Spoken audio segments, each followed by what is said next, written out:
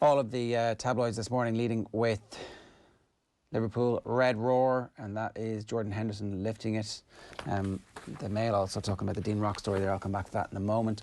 So there's the picture of Bobby Firmino scoring his goal, and there is coronation treat, goal feast as Cop crowned is how the Sun go. Cop Kings, and that's a good picture of the team lifting the trophy. Klopp stars run riot and are crowned champions after Thriller.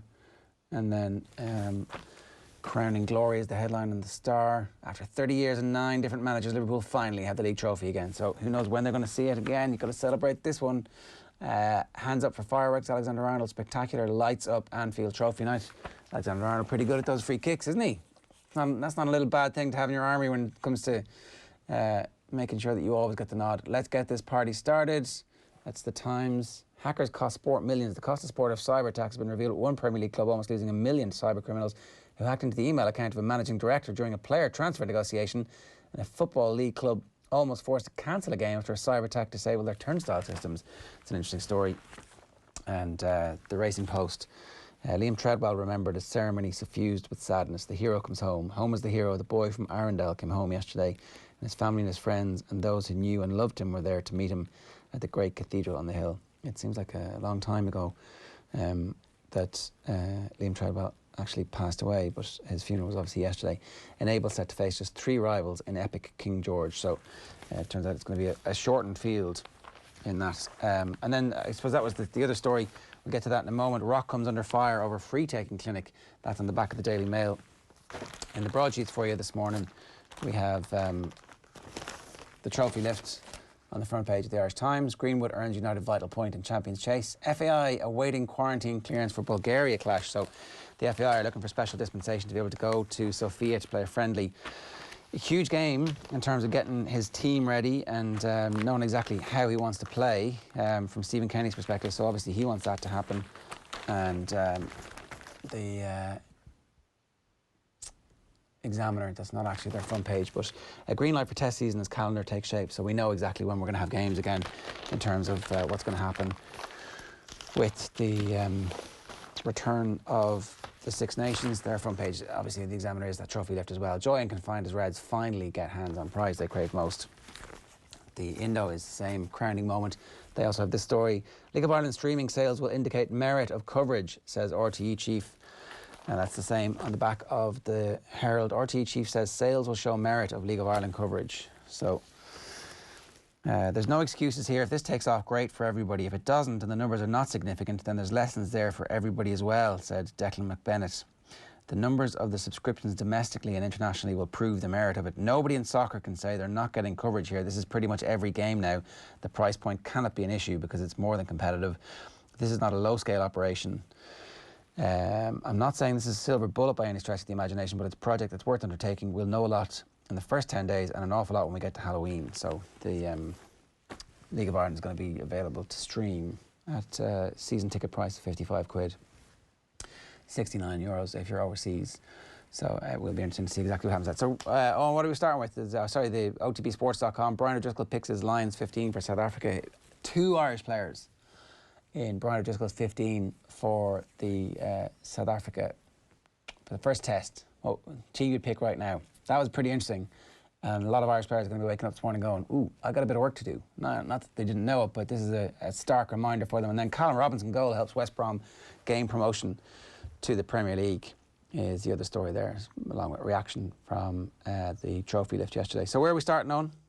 Dean Rock, will you start here?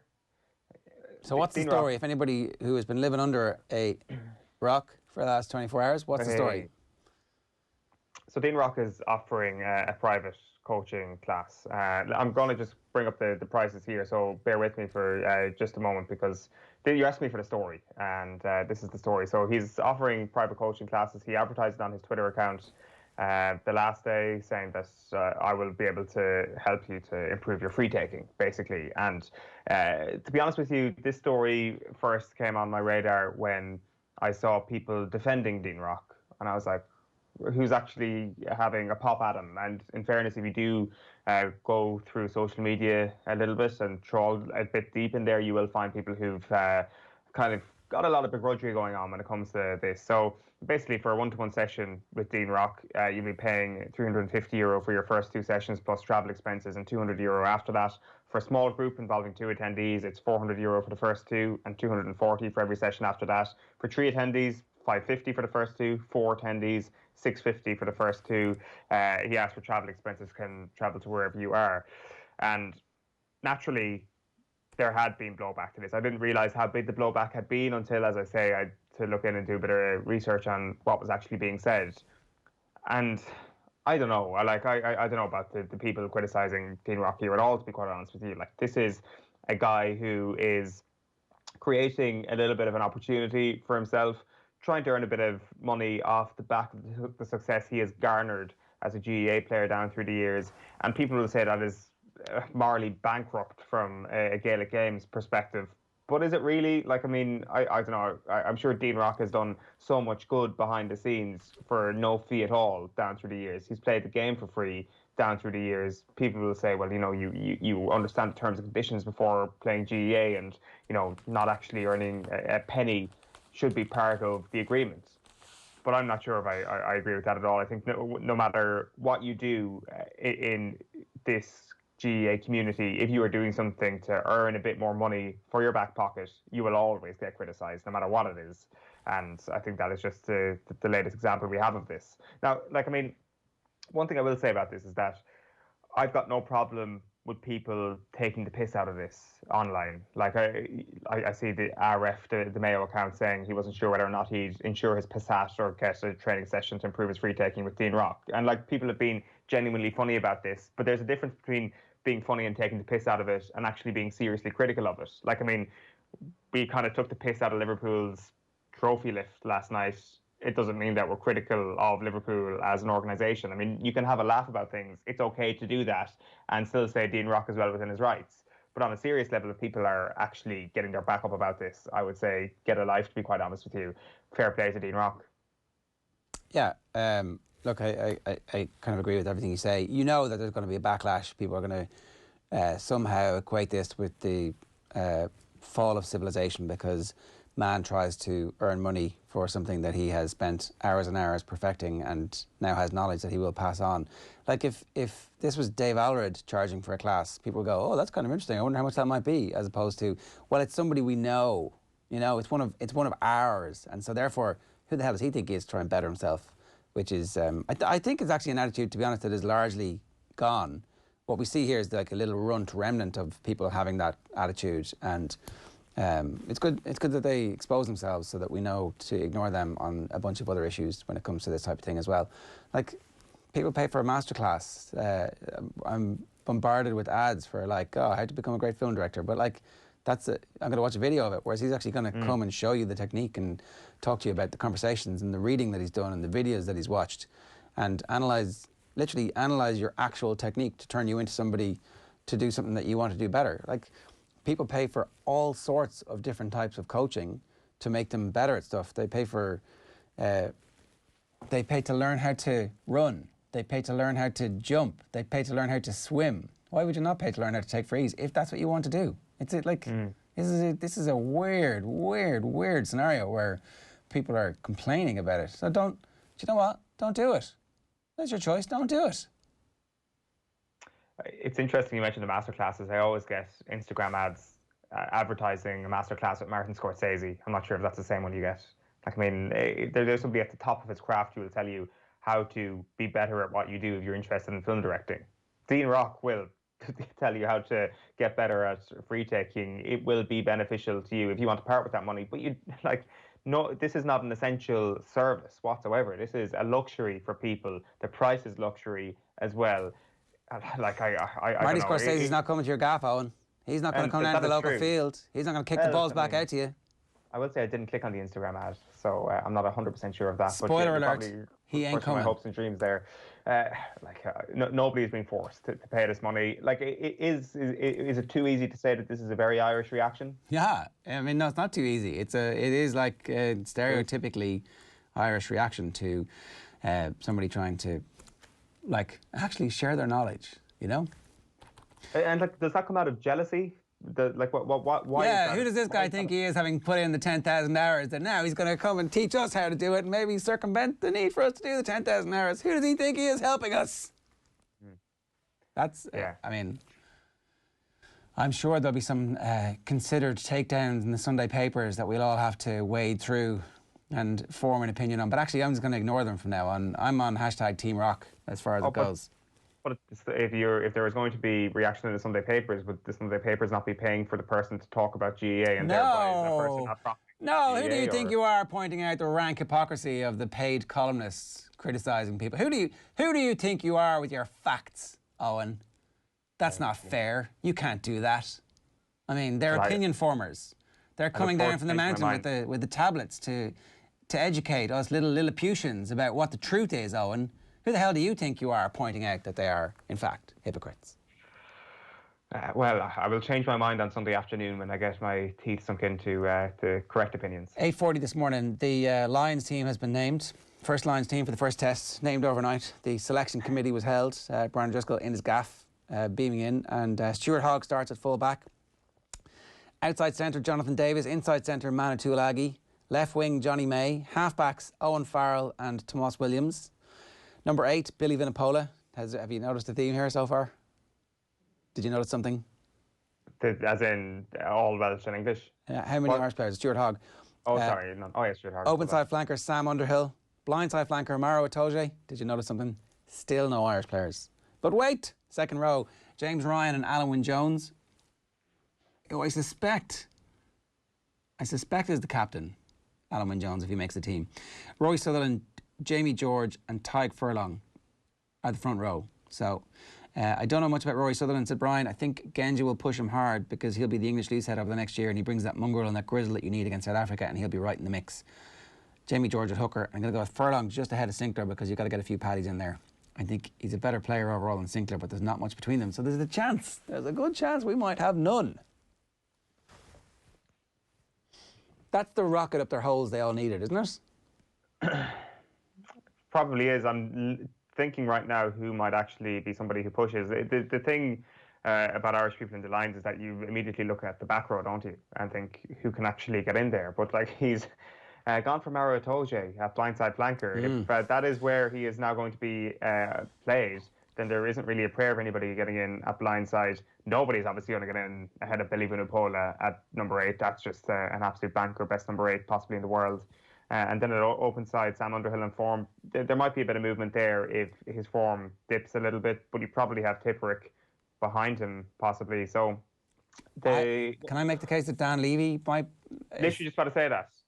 Just about to mention Dan Levy. I was going to say that, like, obviously it's been a terrible year for Irish players, but not every Irish player has featured. And Dan Levy was unbelievable before he got injured. So he could potentially see an uptick. Like, I wouldn't be writing Jordan Larmour off just yet as well, given his trajectory has been fairly impressive down through the years. Like, in hindsight, it is 2020, but he clearly should have been playing every game at the World Cup. He's impressed, possibly been our best player so far in the Six Nations, with the exception of maybe Andrew Conway.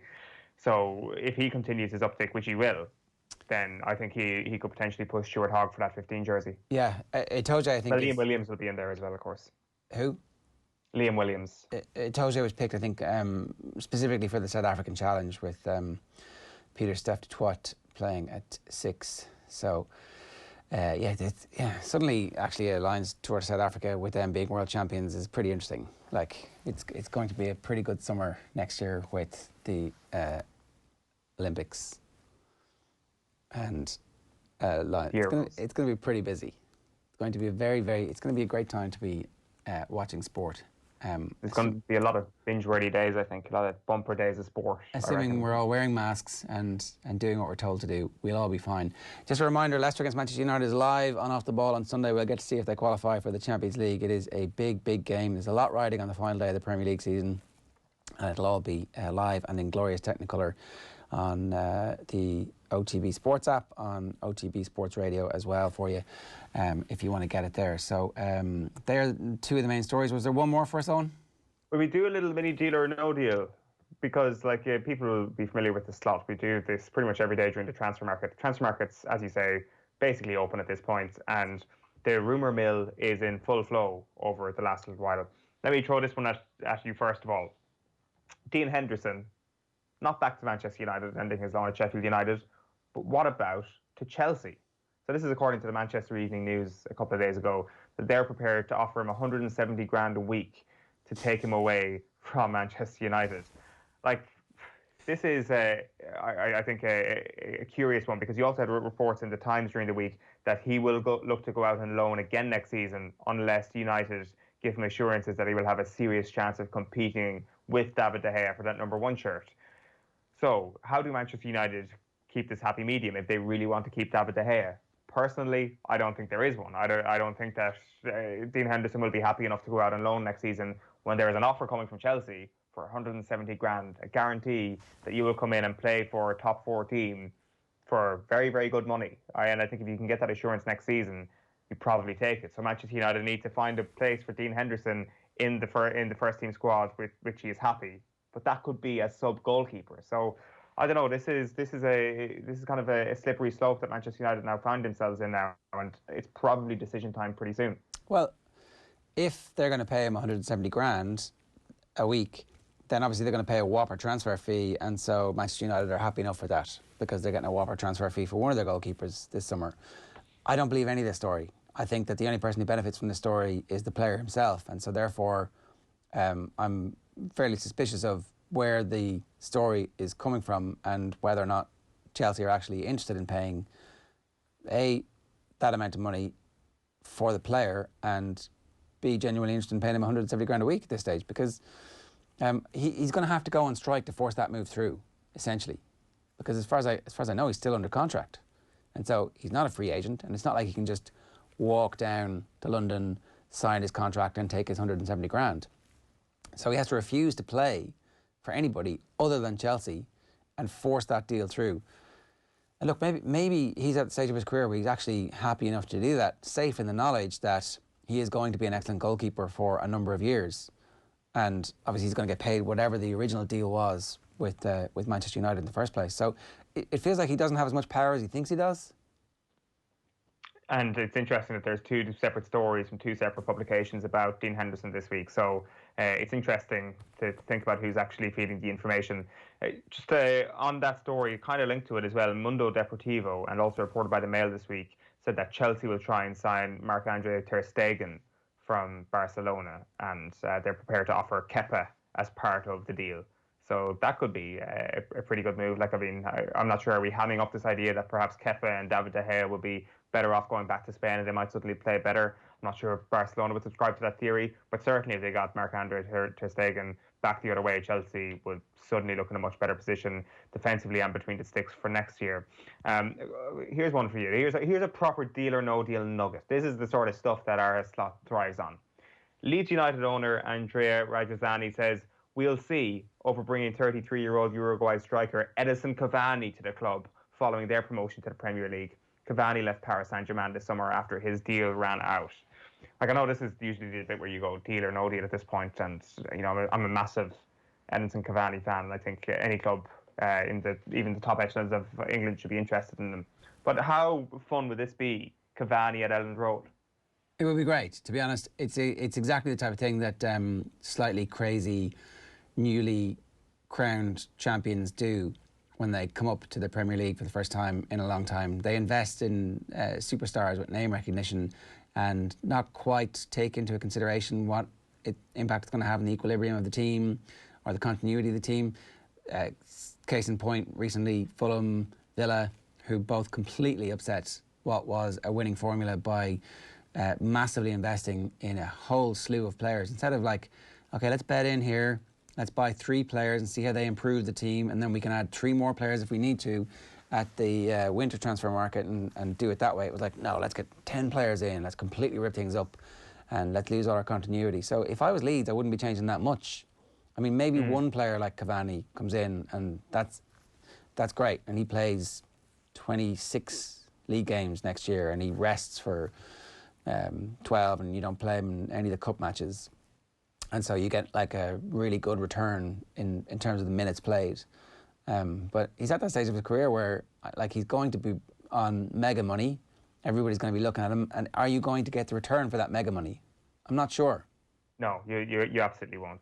That's for sure. Speaking of that, just and the final thing to round up on Arsenal and the Pierre-Emerick Aubameyang scenario is reaching ahead. I think it's fair to say. Can we just go back here on that point about Aubameyang? Yesterday, you came up with a fairly amazing stat about how they had created the same number of chances as Norwich, and they were like less than Watford. So less than Watford, and that was like 16th in. Yeah. Okay, so just to explain exactly what this stat means to me, right, in my head, they've got the 16th worst attack in terms of creating chances. They are about 20 goals clear of Watford. There's one reason for that. They have Aubameyang. They need to pay him $500,000 a week and beg him to stay, because they're not creating the chances the way they used to, where it was like 12 chances a game and they'd score 4 and it was like, oh wow, what a great team, where they were trying to walk the ball in and they were like one of the most beautiful teams that we've ever seen. That's not what Arsenal are like anymore. So they absolutely are completely screwed in the way that I can't think of any other team. Maybe Manchester United and Bruno Fernandes now are as utterly reliant on him, given how transformative he's been for them since he's arrived. But like, get him on, sign whatever, give him more money. 250 grand a week plus bonuses is what the Telegraph have reported this week as their contract. You suspect that if you're Aubameyang, you can probably negotiate a bigger fee than that, especially if they manage to offload the Mesut Ozil cash. Probably won't be able to do that. In terms of being completely screwed, I think you're right. That's my hunch as well. But they do have Martinelli coming up, who is supposedly the next great thing in terms of a Brazilian striker. So he could be the real deal, but he's not ready yet, and he certainly won't put out that level of output whatsoever. So that'll be interesting. Other strikers coming to the Premier League then. Kai Havertz is meeting with Bayer Leverkusen today, and that's going to be, that's old news at this point. And here's a really boring transfer for you to finish things up. Tottenham are going to sign Pierre-Emile Højbjerg. It's been reported for quite some time. They says that they're interested in signing him, but Everton have come in with an offer as well. But according to the Liverpool Echo, Højbjerg said to Everton, nah, don't want to join you. I'd rather go to Spurs. So there's your really boring inter-Premier League club transfer to wrap up our welcome back edition of Deal or No Deal.